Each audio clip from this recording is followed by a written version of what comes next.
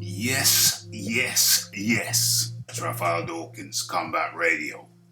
And today we take a look at the latest development in the Tyrone Spong versus Usyk, Oleksandr Usyk saga. Okay, so as you know, I reported last night the breaking news that Tyrone Spong had come back with an adverse finding in his VADA test, doping test. Okay, and these are the words from Spong and his team. Okay, let's get into it. So, Spong couldn't believe what he was reading. Even in the age of instant results being made available online, the unbeaten heavyweight was surprised to read from an outside party about his having failed or having tested positive for a banned substance before hearing directly about it through his own team. Okay, so let's get into the story now. Let's get into it. So, now, his clash with Usyk, which was scheduled for this weekend, is now surely in doubt.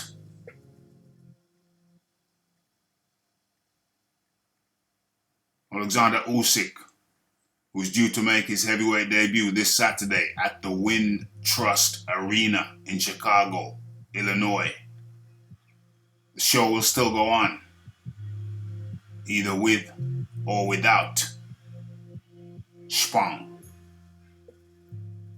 And Eddie Hearn took to social media to announce the Suriname-born heavyweight had tested positive for a banned substance as discovered by VADA, the Voluntary Anti-Doping Agency.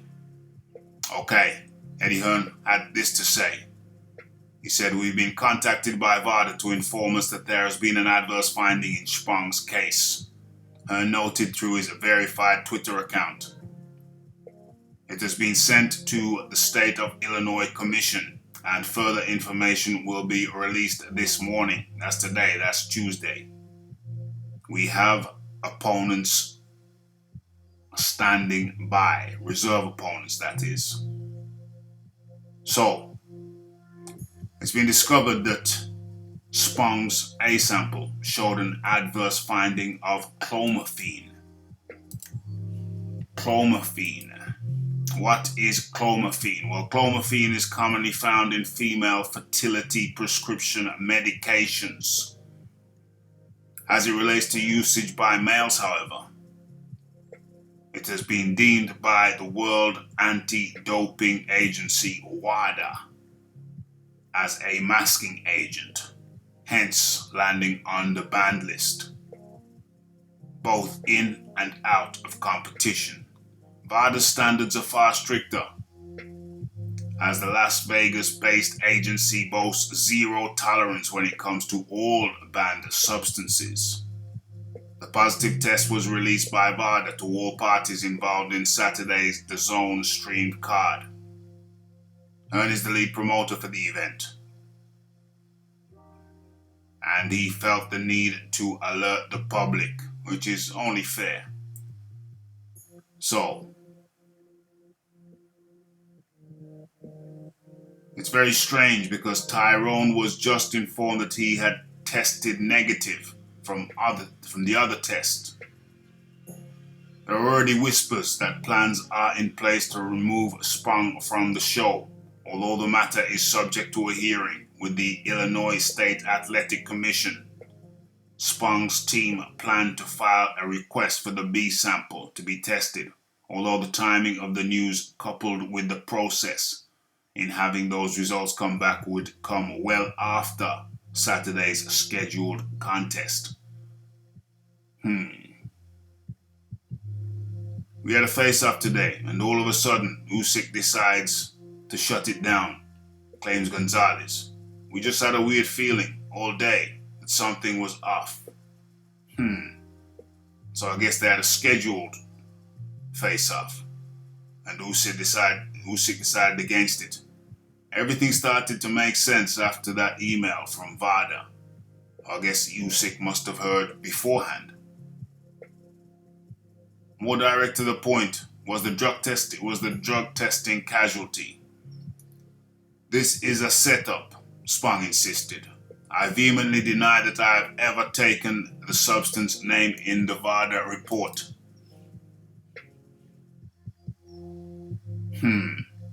I've asked for the testing of the B sample at a laboratory of my choosing, says Spong.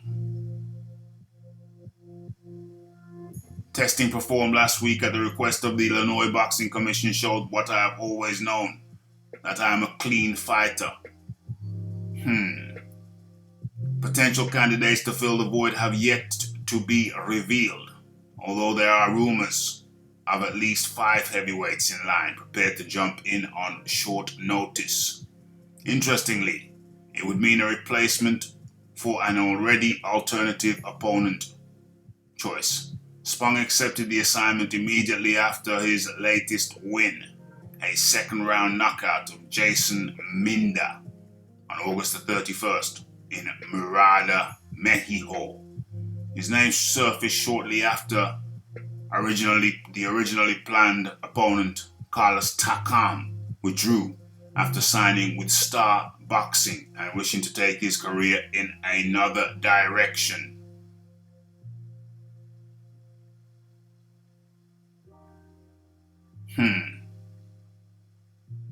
Okay, so that seems to be the long and the short of it. As for Spong, all he wants is for this matter to go through the proper channels and for the chance to clear his name and proceed with the biggest opportunity of his career, says his manager. I asked Matchroom to publicly acknowledge that I tested positive for all performance enhancing substances just a few days ago, notes Spong, who is sensing the deck is being stacked against him. Any adverse finding is impossible, and in my opinion, a manipulative attempt to remove me from this fight. I voluntarily agreed to VADA testing because I have nothing to hide.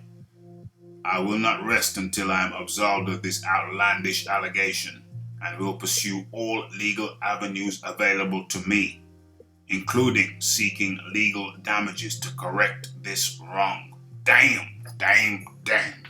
Spong is adamant. He's almost convincing me that that he may be innocent. Is it possible? That Spong is innocent? And is he wearing lip gloss? That's a bit disturbing. Let's move along. Okay, so that is the long and the short of it. Spong tested positive for a substance a pregnancy drug which is used in men as a masking agent. So says WADA. And VADA have a zero tolerance policy for any performance enhancing or masking agents. So that's as it stands right now. We'll have to wait and see who the replacement is, because it's highly unlikely that Spong will be allowed to fight under this cloud of potential PED use, aka, or rather / drug masking agent.